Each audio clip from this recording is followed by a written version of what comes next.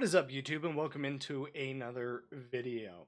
You probably read the title and clicked on it looking for my honest review of Beast of Reincarnation. Just a little forewarning, I went off on a bit of a tangent. I covered a lot of things during our live stream. Here it is out of that live stream, all in its entirety. Give it a watch, and I'll see you at the end. So, honest opinion, right off the rip, if you want a grade 1 out of 10, right? We'll just go with the standard 1 out of 10 scale. This game is honestly a 5. This is about as mid as you can get. And there are quite a few reasons for that. It stays at a 5 because it is playable. It does work. There might be some things that I think aren't working correctly, or it could be as intended. And if it's as it's intended, that also makes it the 5 grade that I'm giving it.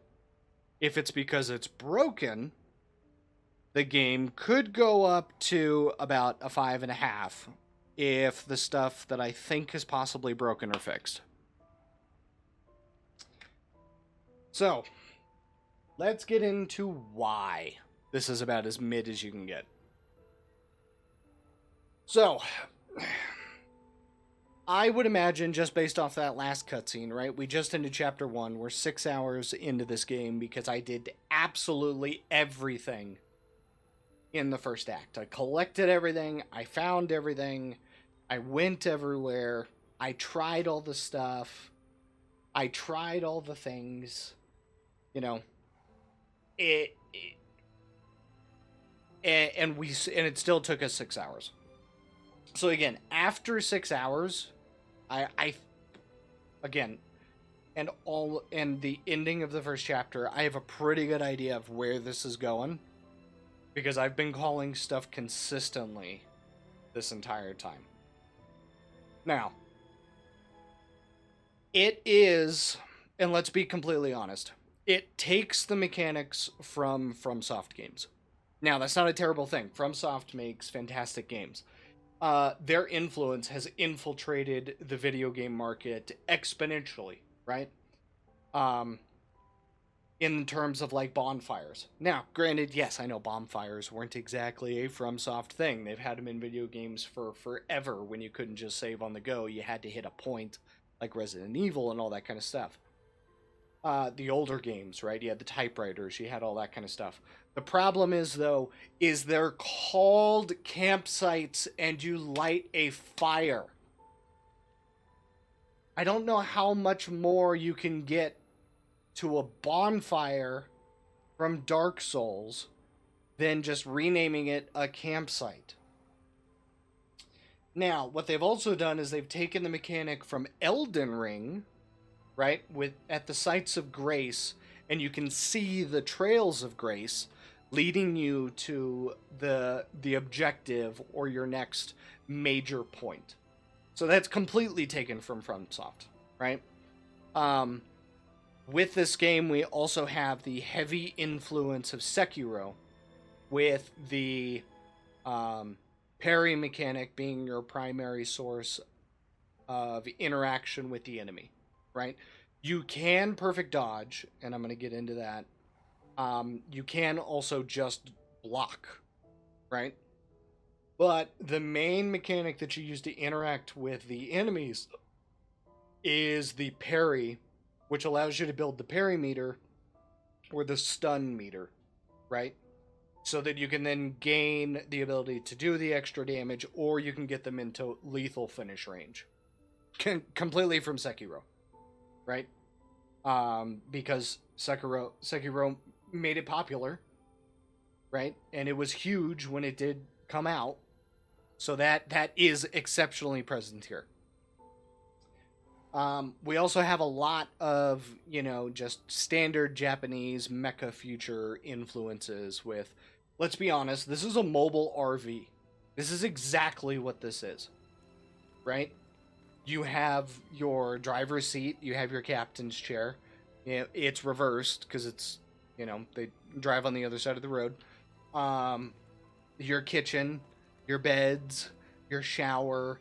Yes, this one has a chicken coop and planters, but again, this is an RV. Like, I know you're calling it a cleanse walker, but this is an RV. This is a walking RV. That's exactly what this is. I also don't know where Brad sleeps, considering there's only 2 beds. She's been using this bed, and this kid has claimed this bed. So that's very interesting as well. I have noticed that. Now, let's get into gameplay, right? Gameplay is it could change with new enemy types, and I could just step outside real quick and see if there are new enemy types, but if my assumption stays the same, we saw all the enemy types in the intro. Because like I said, her ponytail continues to gain flowers as we progress through the game, and we continue to earn and absorb these souls. All of the enemies that we fought in the beginning of the game have showed up in the first act, except for one. And that was the flying bird enemies, the flying enemies. Everything else so far we've already interacted with. Right? We've interacted with the golems. We've interacted with the bears. We've interacted with the deers. We've interacted with the golem types. Even the elite enemies, all 4 of them that we fought, right? Like the side bosses, the mini bosses, that we fought in the first act were all the exact same. The only thing that was different between them was the status effects that they could apply to you. It was either burn or it was corrosion, and I imagine that there will be acid, technically.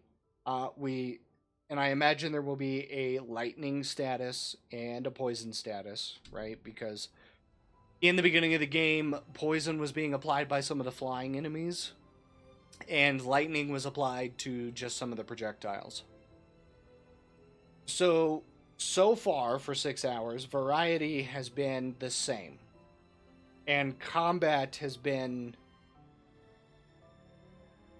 repetitive. Very repetitive. Now, I know what you're saying, right? But they're just standard mobs. The big thing was the boss fight, right? True. I'll give you that, and that is a thing.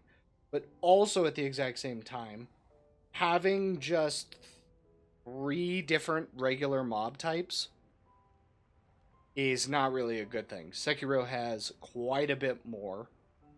If we're going off the Elden Ring influence, Elden Ring has a ton more in terms of variety. So I would go with Sekiro, because it gives you a better gameplay loop. It gives you more ways to interact. Now, granted, yes, could I get a different weapon? 100%. I have 4 of them. Could I get a different,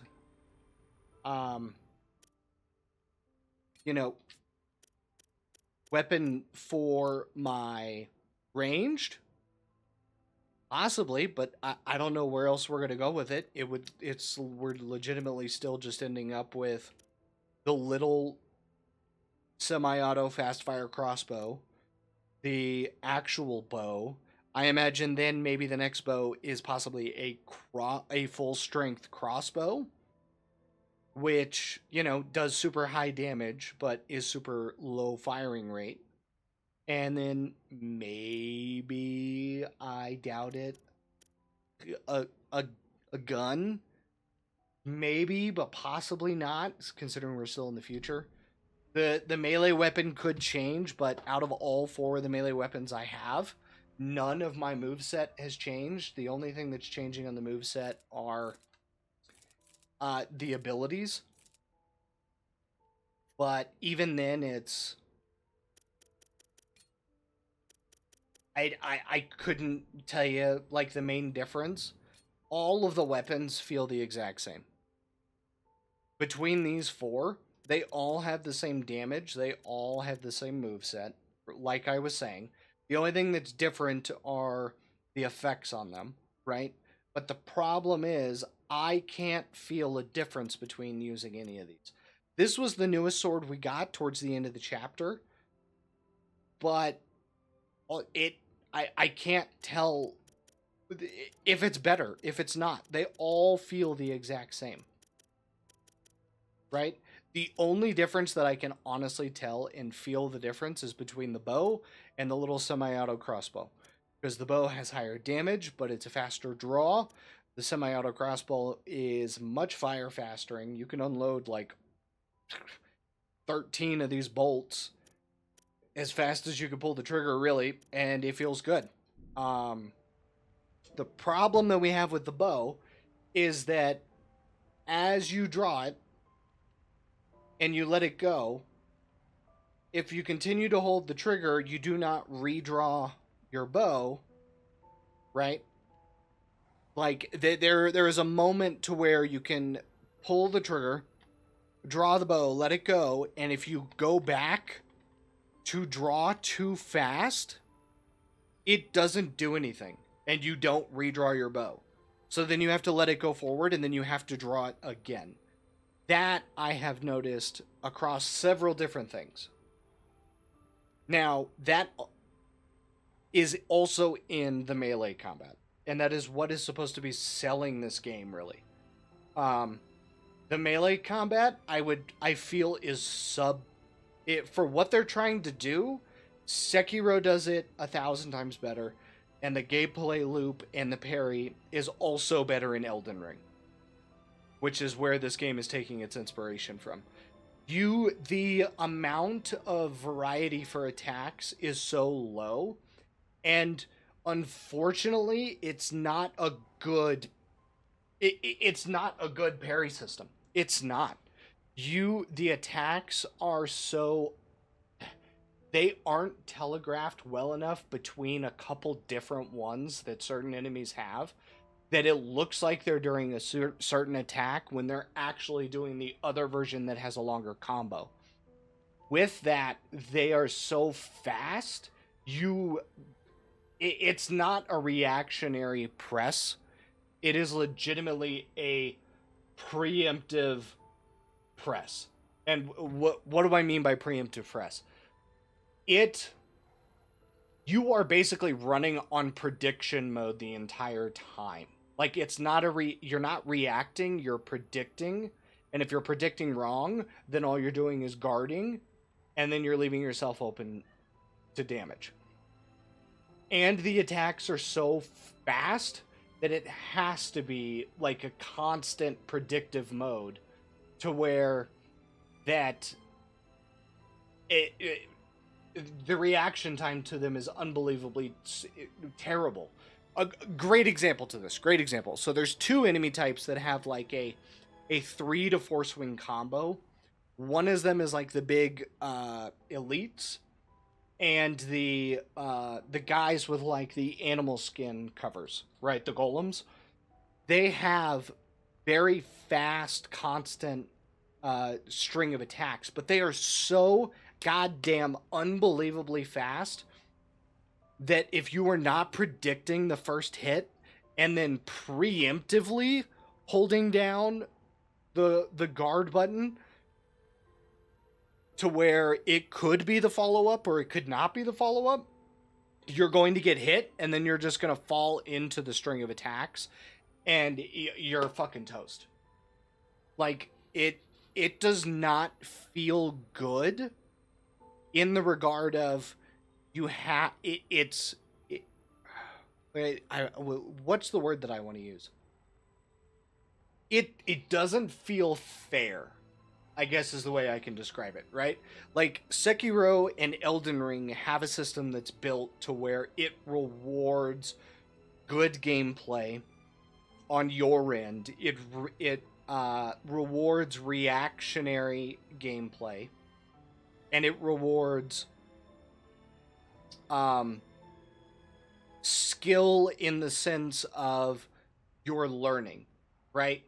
This feels more of, I don't know what the fuck is going on, so I'm always going to be assuming that it's the attack that always kills me, and then you get proven right or you get proven wrong. And if you get proven right, you live. If you get proven wrong, then you've missed a slight opportunity to actually deal more damage on an enemy. The other thing that really bugs me, and I don't know if the guard mechanic or those attacks are actually broken or they're supposed to feel like that. It doesn't feel rewarding, but another thing that's huge is the status effects for both burn and acid, right? Those are the two that we encountered in Act 1. And there is something major there that I do believe is absolutely broken. And if it's supposed to be that way, it fucking sucks. And that is that even on a perfect parry, and even on a block, you can still gain the burn and the acid status effects that will just chip your health. I don't know why that is. I also don't know another game that does that. But it feels incredibly terrible. Like, unbelievably bad. Like, it does not feel good knowing, hey, I fought this guy a couple of times. I know what he's going to do. I know he also applies status effects. I need to get far better at trying to predict and just holding my guard button down to stay alive, to where in the end you could still end up dead because of chip damage. It's unbelievably... It feels absolutely terrible. Now, the boss fight that we just did, right, with the I don't know, is it a deer or an elk? It's more elk-sized than anything, so we'll call it an elk.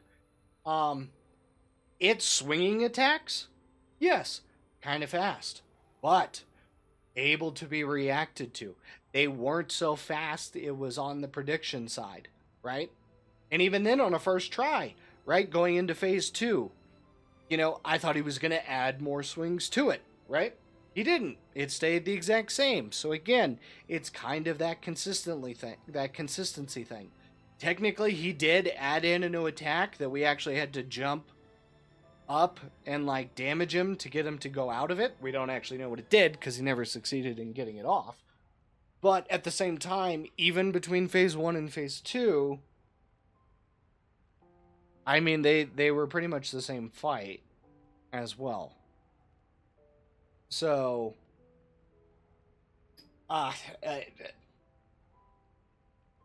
on combat, I can't give it any marks higher than the 5. Right? And that is because it is not as good as what they're trying to replicate, right? Most aren't, right? But some can get really dang close. It's subpar compared to the inspiration, right? Or what they're trying to match. It's subpar. So that's where a 5 comes from. In terms of also just the overall exploration, right? We spent 6 hours in that first area.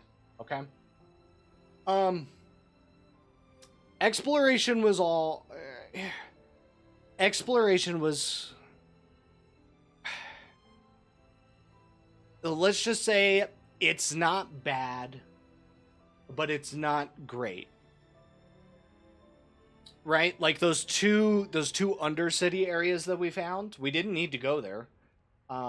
They didn't actually give us anything that was exceptionally useful for our character besides some souls. Oh, yeah, and if you don't believe that this game is, like, taking heavy inspiration from fucking Souls games and stuff, our main currency right here, used as a universal currency, Amber is imbued with souls.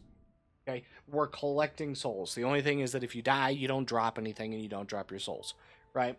I know, I'll touch on the story as the last piece.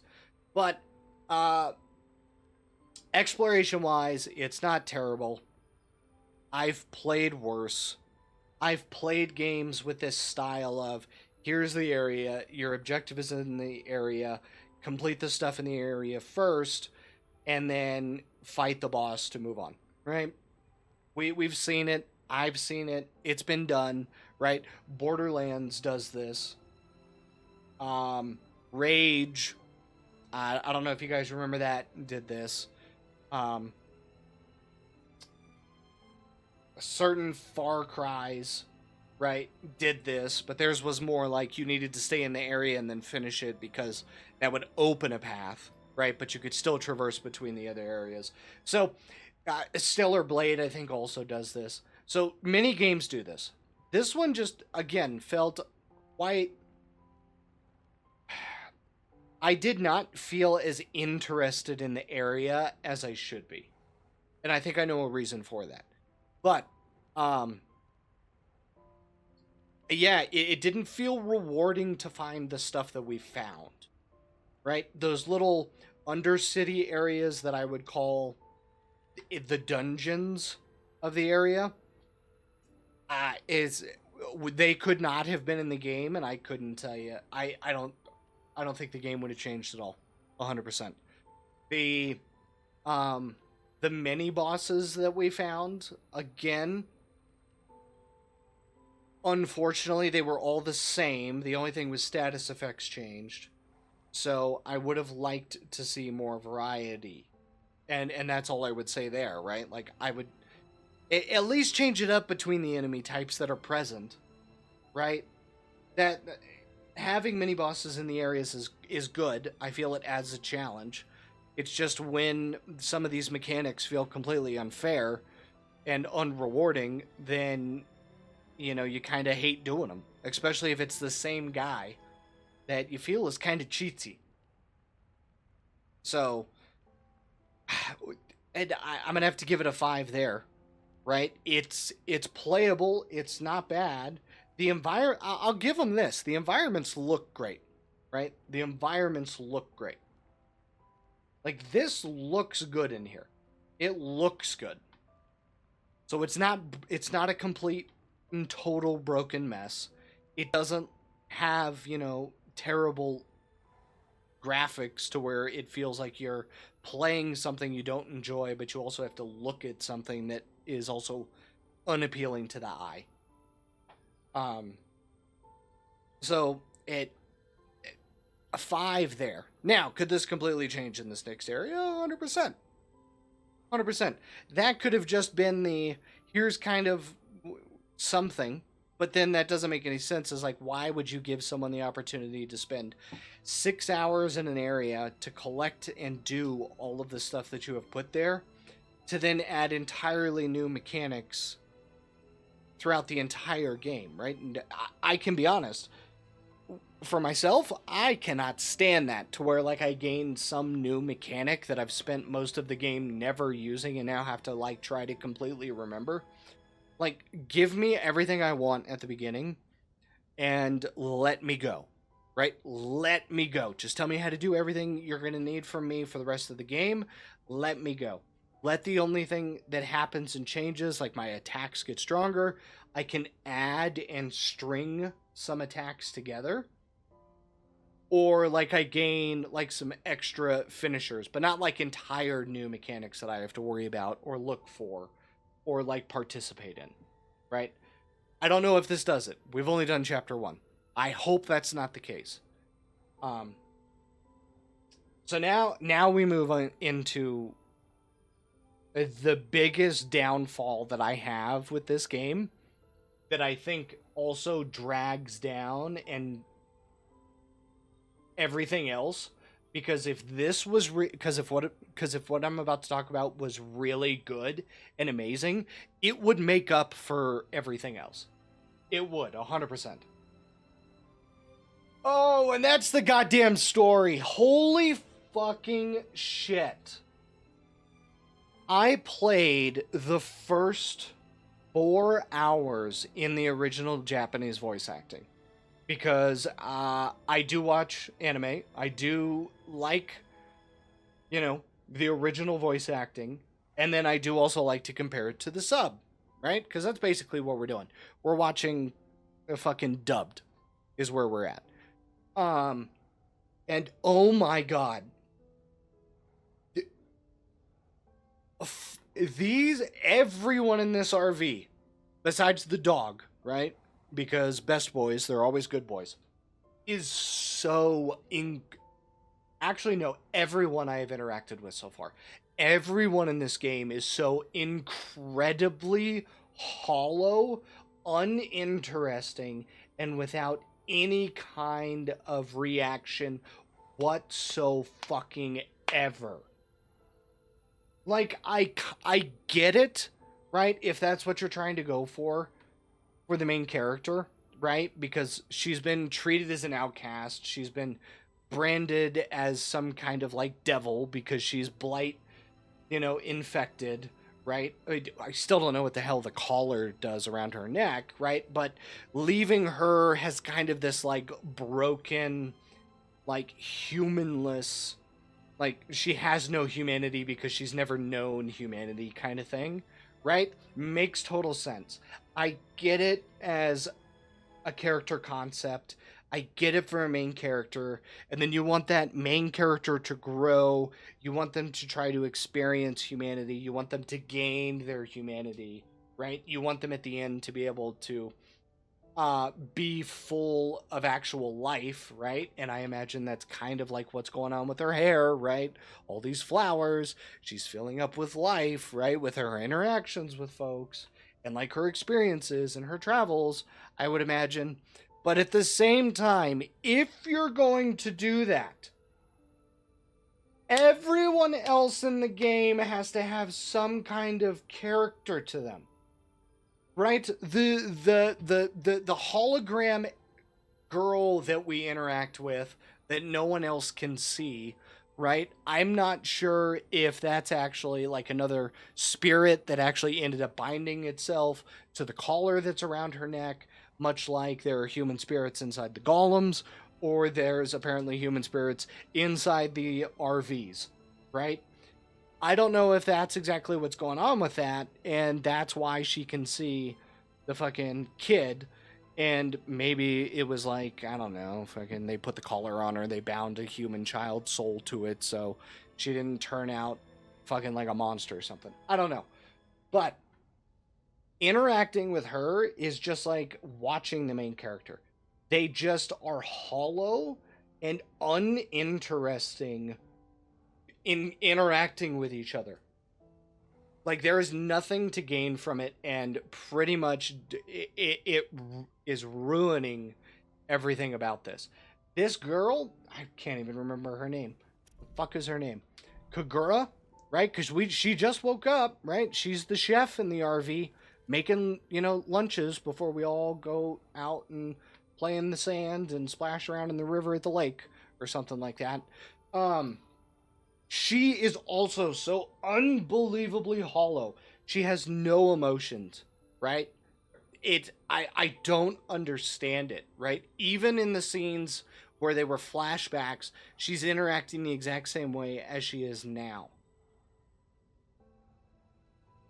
I don't understand it. When she says that she's happy, you can't tell that she's happy because she sounds exactly like what she does when she says that she's sad or that she's scared, right? It's all the same. There is nothing to bounce off of. There is nothing to counter this main character who I, again, imagine they're trying to make hollow and trying to, like, gain her humanity through interactions and, like, trying to build herself up as this person, as a real person, because she hasn't been treated that way forever, right? And then we've got Brad.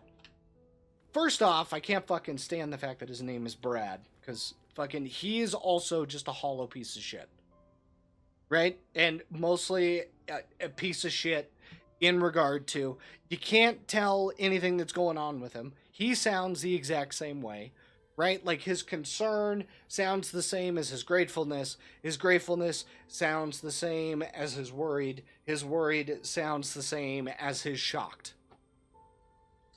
Like, I can't tell if they actually had real people voicing these characters.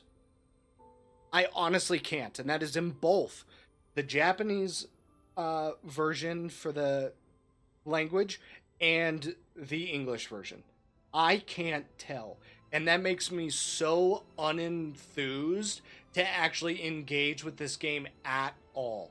At this point, I could fucking care less about the story because I don't care about any of these people. And the fact that the cutscenes are so goddamn long that I have to listen to a bunch of hollow shells explain what's happening because they can't do it through emotion makes me not want to watch any cutscenes. It makes me not want to continue because I know I have to suffer through them. And in regards to that, now that we're back onto the characters, the dog, absolutely fantastic, right? He sounds like my dog. He's great. He's awesome. Okay? All dogs are best dogs, right? They deserve all the pets. They deserve all the treats. These golems that are spread out around the world and apparently containing human souls. Okay? Why are they all British when we're in post-apocalyptic Japan? Why are they also the same dude? Why are they the same, like, British / possibly Scottish actor? Like, are they all just the same model? And when your soul gets put into it, they all just have the same voice box? There's no, like, customization. There's no actual character between them. I can't tell who's who. They all sound the exact same. They also show no emotions, right? I can possibly see there being an explanation for why the golems sound the way that they do. If in fact that kind of also some of the premises for this game is that the reason the Beast of Reincarnation is here and is fucking trashing the world is because humanity found a way to put our souls into golems to continue to live, and with that it has interrupted the natural cycle of death and rebirth in nature.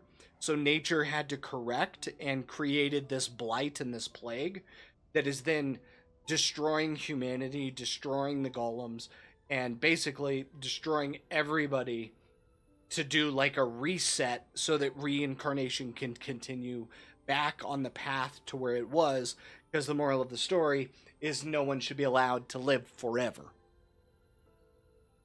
Could be it. And could be that transferring your body into a golem has you lose your humanity. So yes, you can interact with the world. You are now a hollow shell and you have no emotions. Right? That could be an explanation. Then it would receive a pass for me, right? But here's the problem with that, right? We have seen already 2 instances where the golems have showed some kind of emotion. It was just hollow emotions, right? Like it seemed like they really wanted us to care, and they really wanted us to seem like, one, when the golem first showed up and was interacting with us, when we were locked in the shed, right? It was disgusted, but it was such a shallow and hollow disgust that if you weren't paying attention, you could have just dismissed it. Then we also saw the same kind of thing with the same golem interacting with, again, what's her name? She was just introduced, Kagura. And him actually, like, hitting her because she wasn't doing what he wanted to. So, again, they're trying.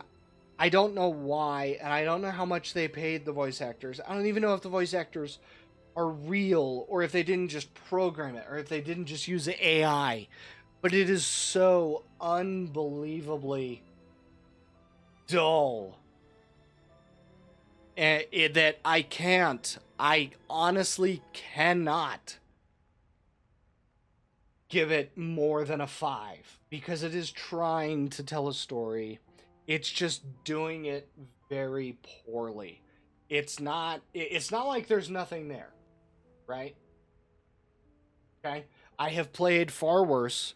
I have listened to worse. I have listened to some where it's like they didn't even try at all, or it just doesn't make any sense. Like it, but it's there. It's not doing its best, but it's present. It's present, but it's just not good. So we're gonna give it a 5, right? So that's where I'm at with this game. It is a 5.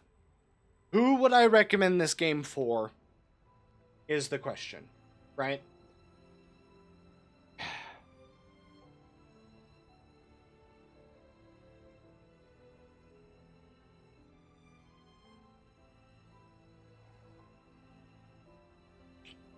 That's actually a very good question. Let's try this a different way. If you want the gameplay from this, with the counters, the dodge, the items, the bow, the the attack combinations, all that kind of cool stuff, right? If you want to play that out of this game, play Sekiro or Elden Ring. They do it 1,000 times better. They have been out longer. They feel better. They feel more rewarding. They are also probably cheaper at this point because they're most likely going to go on sale.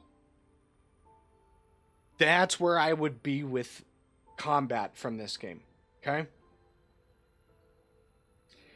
If you're looking for like a deep story, if you're kind of looking for this post-apocalyptic world kind of stuff, I Stellar Blade. I think Stellar Blade would be a better option, right? The combat feels better. The story feels better. There's more effort put into it. I mean, Where Winds Meet, I would feel has a better story than this, and that's free.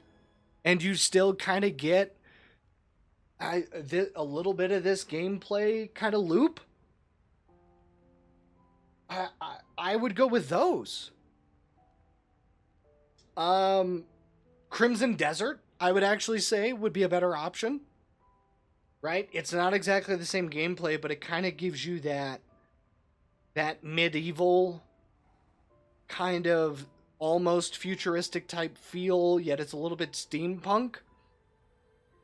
And I feel the story's better, at least acting wise and engaging in it with engagement wise than what we're getting out of this. In terms of, I mean that's really what you got. Again, it boils down to who would I recommend this for? Actually, you know what? Metal Gear Solid 4 Metal Gear Solid actually has the pretty much almost the same style. That has better acting, that has a better gameplay loop. I would go with that. Death Stranding is far better as well, right? Same kind of style, different gameplay, but this futuristic kind of post-apocalyptic world, Death Stranding, far better. And there's 2 of them. Far better. I just, like, honestly, who would I say would be interested in this? When we have all of the options that I have just named that either this game is inspired off or just do it better.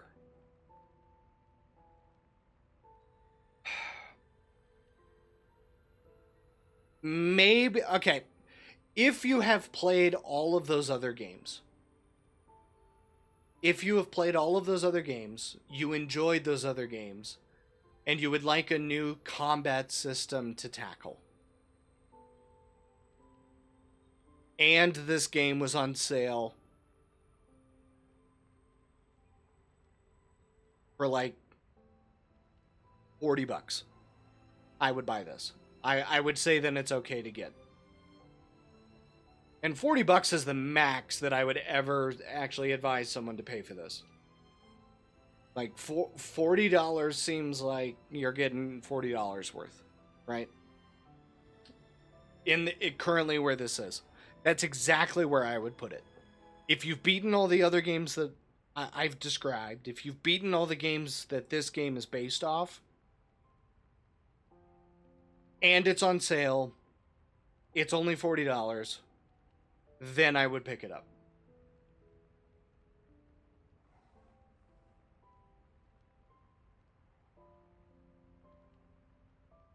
Now, what are some good things that I feel this has?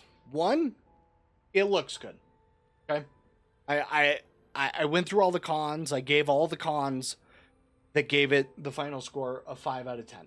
Right now, let's go over some positives. It does look good. I'll give you that. It looks pretty, right? This interior environment does look really good, right? These models, these character models, do look really good, right? The particle effects that we've seen do look really good, okay? I can't fault it for that. It does look good. The mechanic with the vines, right? The vines, to where you can make like your own bridge. You can use it as a grappling hook. Your basically double jump is actually your hair extending and flying you up into the sky. Interesting. I haven't seen that before. I do think there is something there that can work, right? It takes some getting used to. That's for sure. Because you don't always know or think about, oh, I can just make like a bridge that would allow me to get somewhere, right? So that's a learning curve. The fact that you have a really high jump, or basically a double jump, but it needs to be like a long press and to fly all the way up to get access to areas you normally couldn't, you couldn't vault up to, or you needed to get closer to the grappling area so you can access it, right? It is a little bit of a learning curve, but it does actually work out pretty well, and I did find myself using it quite often, right?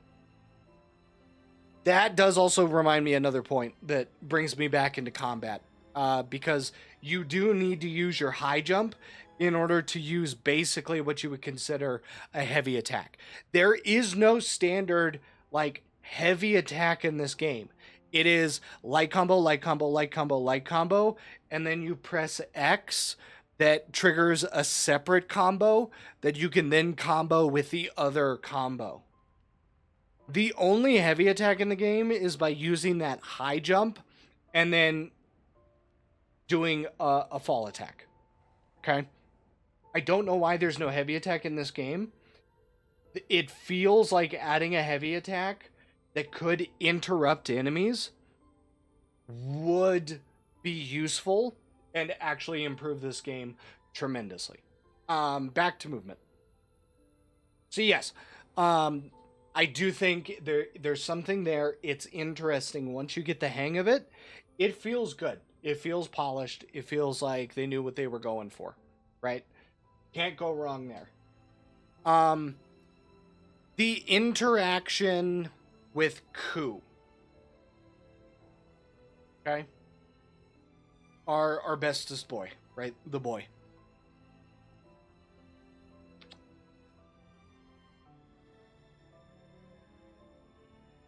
Their integration and how it works in game is successful, right? In the way that it doesn't feel clunky, it doesn't feel like it was forced, It doesn't feel like this is some feature that just all of a sudden got added because, it was feature lacking at launch, but they wanted to make it feature complete, so they just added in this extra mechanic, right? It is there. I see the potential for it. At the same time, really the only thing that I found useful from Ku was the destructive attack that got rid of shields and broke armor and helped increase the status effects, or increase the status buildup, the stun meter on enemies.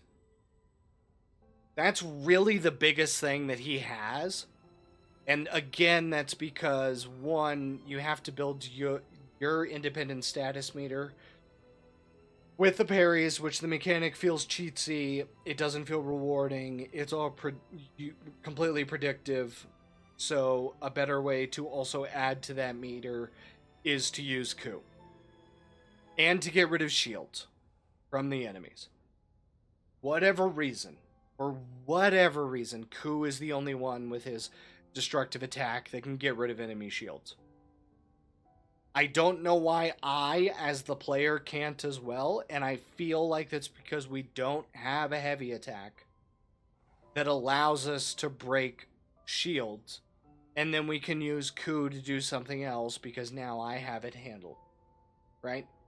There are the abilities for Ku to, put, burn on enemies, and also to help increase our health regen. But the status effects, I could not notice when an enemy had a status effect and when they didn't. I could not tell you at all the difference of when they had it versus when they didn't. Right? The biggest thing the Ku does that is actually noticeable is in the same attack at which he breaks the shields, he adds to the stun buildup. He also adds armor to our character directly. And that is noticeable for when you do actually get hit. You know when you haven't, and you know when you don't. Everything else, couldn't freaking tell you. I couldn't tell you. At all. The other one applied blind. Okay. I mean, he was on his knee for that. They kind of get stunned, but it's nowhere near as effective as actually increasing the stun meter and building it up, because they get stunned, they become vulnerable, and they take more damage. Blind doesn't do that. It just slightly stops them for maybe a second and a half at most, right? Same thing, and then one of them applies burn, right? Burn on you, the player, is fucking devastating and will eat your health away. Burn applied to an enemy, you might as well not even use it. It does pretty much nothing. So, I think that the mechanic with Ku is good. I think that it is not shoehorned. It works. When you use it in combat and during the game, it doesn't completely change the flow. And it's not completely distracting. Right? It's not destructive in the way that it interacts with the rest of the gameplay. So, I can't take marks away from that. It is a successful integration. Now, when in the description for the game, right, it says, Game Freak's brand new title, Beast of Reincarnation, is an action RPG with a fusion of real-time and turn-based combat. I don't know if I would be on board with calling what we do with Ku turn-based combat. And I do believe that that's what they're going off. Now, I would consider this more of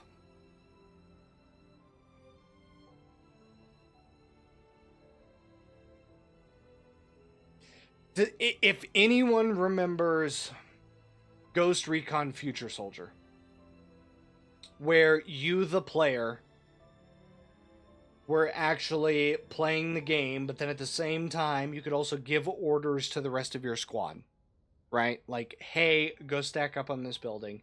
Hey, target this individual. You know, shoot a rocket, mortar this area, do recon, all of that kind of stuff. That's what this feels like. It's not an addition of turn-based combat. It is more of you are now engaging in an orders system, kind of like how Final Fantasy's new one does it, but it's not. It's an orders system, right? There's still free flow combat. You're just issuing orders like, hey, you know, we desperately need a heal right now. I'm not going to leave it up to the computer to do it. I'm actually going to tell you that we need heals and that kind of stuff. Because I imagine if you completely got rid of the mechanic and just made Ku an AI that was with you, he just had new abilities he could use, right? Then, as long as the AI was good and doing it when you actually needed it against the enemies that you really wanted him to, right? Like if you were getting low on health, he could do his health regen ability that also damaged the enemy, you know, consistently, then I don't think we would have a problem with it. And to be honest, I don't think the game would change. I honestly don't. But the fact that it is in the game and it's not terrible because it doesn't ruin the gameplay, I can't take away points for it. Because they told you that it's in the game and that they told you it's part of it. So, overall, based off where we're at, right? 6 hours in, we're at a 5 for Beast of Reincarnation. I think I've covered all my bases. I'm willing to take that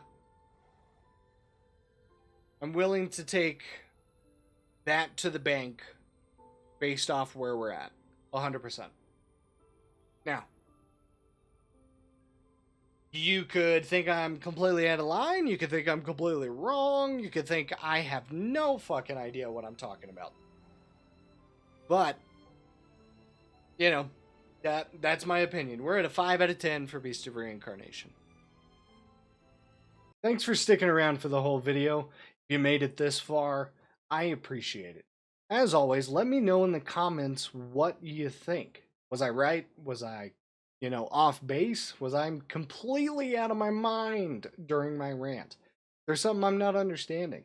Leave me a comment below. Let me know. Also, let me know if you want to see me finish Beast of Reincarnation. That way, maybe I'll change my mind. Or maybe you just don't want to play through it, but you want to watch someone else do it. As always, I appreciate it. Thanks for watching the video. Be sure to like and subscribe if you enjoyed it, or if it's not really a hot take for you. Either way, I appreciate you greatly, and I'll see you in the next video.